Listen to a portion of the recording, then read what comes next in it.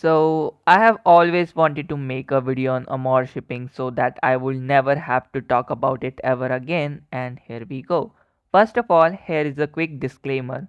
I have no issue with people shipping AmouRShipping, they can ship it. I'm just going to talk about why I think AmouRShipping is poorly written. Also, I'm dividing this video into two parts because when I recorded it, it was about 30 minutes long. So let's talk about it. Let's understand why Serena's feelings for Ash exist in the first place.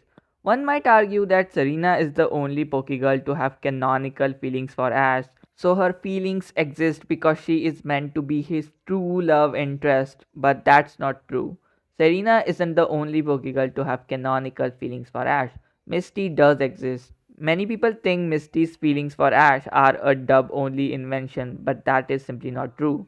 She had clear feelings for Ash in the original Japanese version as well. In fact, she literally has a love song for him called Toe et Moe, and her getting jealous over Ash is also explicitly stated in the official data books. Takeshitoro's personal blog posts cannot dismiss this, considering those were just his personal, non-official thoughts written long after he had left the show. So Serena is definitely not the only Pokégirl to have had feelings for him. Also, the reason Serena's feelings exist in the first place is because the writers needed a female character who admired Ash so the audience could view Ash from her perspective. So, all of this was just to make her an accessory to him, solely to make him look cool, because that was an underlying theme of XY.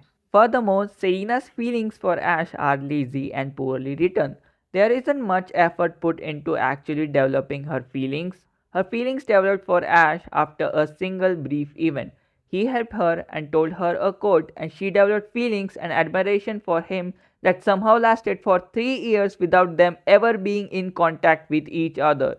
It's not like they spent a lot of time together to make it more believable, rather, they were complete strangers when it happened. See, I do understand why Serena developed feelings for Ash after getting saved, but those feelings genuinely lasting for 3 years is kinda unbelievable. Also, the only memory she had of him was that he saved her, and the same goes for him. The only memory Ash had of her was that he saved a girl wearing a straw hat. This completely debunks the idea that they were childhood friends. She was just a stranger whom Ash helped when they met, and that was all. Ash didn't even know her name. For instance, during the Carlos summer camp, when Clement asked Ash if he remembered meeting Serena at a summer camp in Kanto, Ash said yes, and then he told Serena that he hoped this summer camp would be just as much fun. Some people take this as a hint that they spent a lot of time together in the past. This is a classic example of confirmation bias within the shipping fandom. When a group of fans is highly invested in a romantic pairing, they will take a general, polite, and completely platonic statement and overanalyze it to find a hidden romantic meaning that simply isn't there. When Ash says to Serena, I hope this summer camp is just as fun, he's saying, man, that Kanto summer camp was an awesome event. I hope this Carlos summer camp is just as exciting for all of us. He's addressing Serena simply because she is the only other person in the current group who was also present at that Kanto event, making her the only one who can relate to the memory of it. And considering the fact that the only shared moment they actually remember is that saving moment, you cannot love someone you don't know. At the Kanto summer camp, Serena met Ash for literally a very short period of time. They did not share a deep connection. He simply did a kind deed by bandaging her knee and giving her some encouragement. For 2 to 3 years after that, Serena had zero contact with Ash. She didn't know who Ash actually was as a person. She only knew that he was the boy who saved her and told her a quote, and based on that, her feelings and admiration for him lasted for 2 to 3 years without having any contact with him. So there really isn't much effort put into this writing. It is just a typical cliché fairy tale setup where a hero helps a heroine, the heroine falls for him, they never see each other again, yet she remains madly in love with him from that very moment, and when they finally meet again, she still loves him. But anyways, the reason this backstory exists is solely to justify why Serena likes or admires Ash from the first episode. The reason Serena's feelings for Ash were established from the very first episode was to create hype and increase viewership after the criticism and drop in viewership the anime experienced during BW. They thought it might create hype among the audience and help them gain viewership. It was a marketing strategy, not a writing effort. And I hate when people try to compare it to Hinata and Mikasa's cases. Hinata and Mikasa's feelings make much more sense considering the fact that they actually had exposure to the guys they loved as those feelings developed. It's not like they met the guys they loved after 3 years once their feelings had already developed. Hinata used to watch Naruto and saw him every day. Mikasa, on the other hand, literally lived with Eren, which makes it much more believable. I have said this before and I am saying it again. AmouRShipping is a male wish fulfillment ship. The reasons are simple. There are a few traits of a male wish fulfillment ship, which are: first, the female character barely argues with or questions the male character. Yeah, you can clearly see this. Serena barely argues with Ash. She barely disagrees with him. In fact, Serena argued with Ash only once. Even that was a poorly written and mostly happened because Ash wasn't acting like the idealized person she likes. I have always wanted to talk about this. Sorry, but Ash and Serena's argument is so poorly written and forced. You see, when Serena tried to talk to Ash, Ash completely disagreed and snapped at her, saying that his situation and her struggle weren't the same. To which Serena asked him to talk to her about it. And Ash replies to her saying that it's his problem. You can clearly see him lower his tone because he didn't want to hurt Serena. But then comes the next scene. Serena throws a snowball at him and tells him that he isn't being the person she knows. And then she tells him that the Ash she knows is always positive, cheerful, and acts like a leader. And then she says, "So I." Now let's take a pause here. I don't know if you get it or not, but she meant to say that because of those qualities he has, that's why she likes and admires him. And that's the exact point. If you didn't know, like I said before, the reason behind Serena having feelings and admiration for Ash is because he is supposed to look cool. So no matter what, he has to go back to being the idealized version she views him as. So the entire argument is based on him not acting like the person she wants him to be. And then she ran away because she was hurt by this fact. But guess what? At the end, Ash says that Serena's words were a wake up call for him. And he also apologizes to everyone. But Serena never apologizes to him, though Serena did understood that it was her fault. Anyways, you can see how forced it is. The reason it feels so forced is that simply telling someone what you think of them or that they aren't acting like themselves isn't a well written argument to help a character overcome their internal conflict. It's just poor writing. For example, you can look at Zoe and Dawn's conversation when Dawn was in a similar slump. Zoe took her to a battle and literally pointed out the exact problem. She told Dawn that she overdid things. She didn't say, "Where is the Dawn I know who always says no need to worry?" Instead, she actually focused on the core mechanical and emotional problem, which made the impact believable, not forced, and much better written. Then there is another example: Ash and Misty's argument during the Indigo League. Even though Misty's words didn't have a direct positive impact on him, you can still look at how much more natural it felt. Misty actually did tell Ash something similar, that he wasn't being the person she knew, but then guess what? When Ash scolded her, she told him he should be happy considering the fact that he did well enough for his first time in the tournament. When Ash replied that this wasn't his true strength, Misty pointed out that his conceit was talking, because she knew he hadn't trained hard enough to score any higher than that. Even Professor Oak agreed with her and pointed out the root cause, that Ash had not trained his Charizard enough. You might not see a direct impact on him, but you can clearly see how he started to train his Pokémons before leagues. It makes their dynamic believable because of the actual substance of the conversation they had. Neither Misty nor Professor Oak simply told him of what they think of him. Instead, they focused on the root cause of his failure.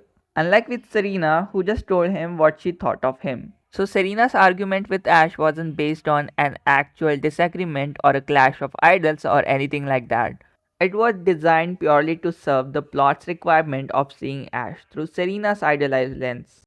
Second, the female character exists to provide unconditional emotional support for the main character. Yeah, you can clearly see that. Just look at how much Serena unconditionally supports Ash. Third, she constantly admires the main character to make him look more validated and cool. Like I said before, Serena exists to make Ash look cool. She acts as an accessory to his character. Fourth, the waifu or pure girl trope. Yes, Serena embodies all of these traits. She loves cooking and baking. She enjoys household work. She is incredibly gentle with Ash, and so on. She has all the qualities a male audience would traditionally wish a wife to have. Also, she never had history of liking any other guy or got attraction to anyone else in the show. Ash was her first and only love.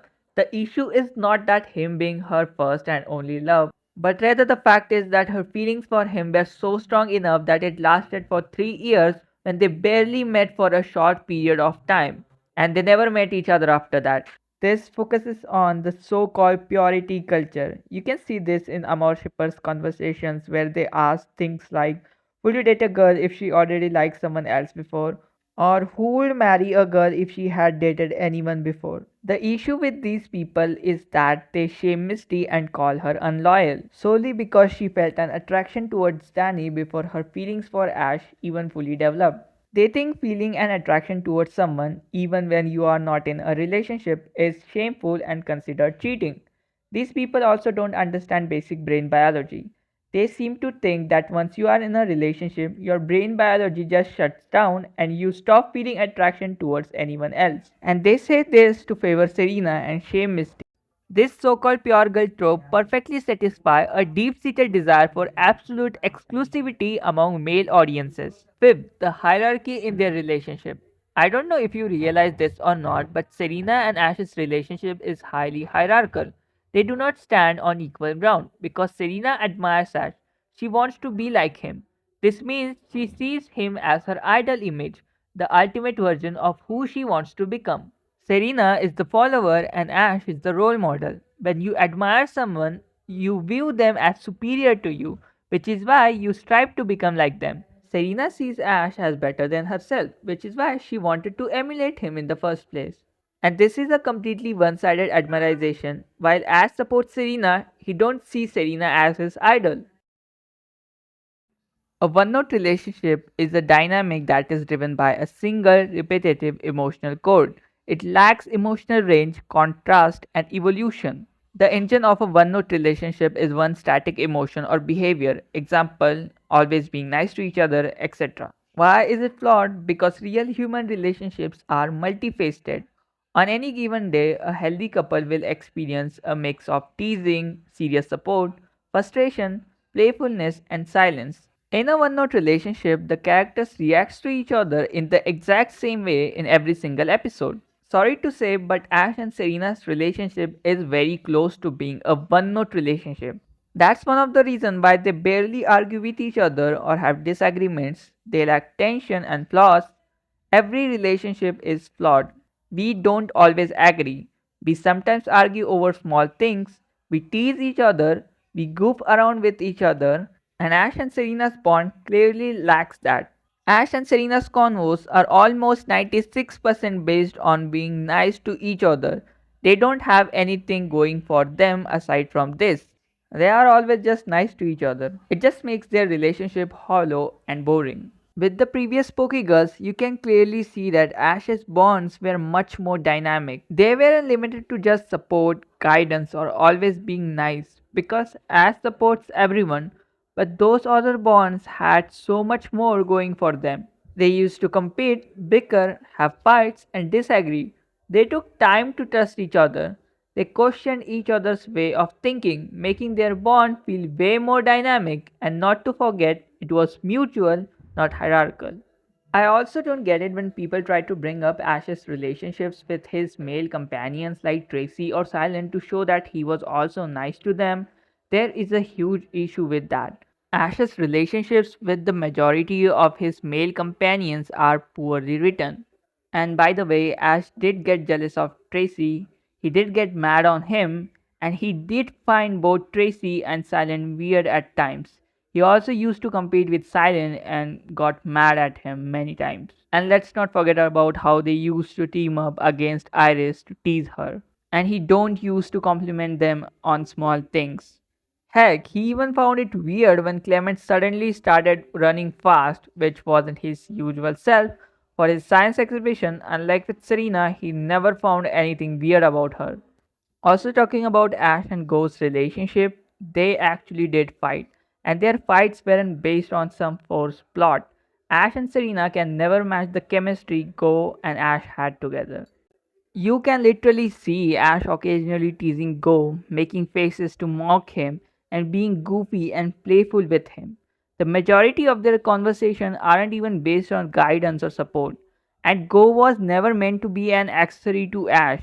He wasn't there just to make Ash look cool, unlike Serena.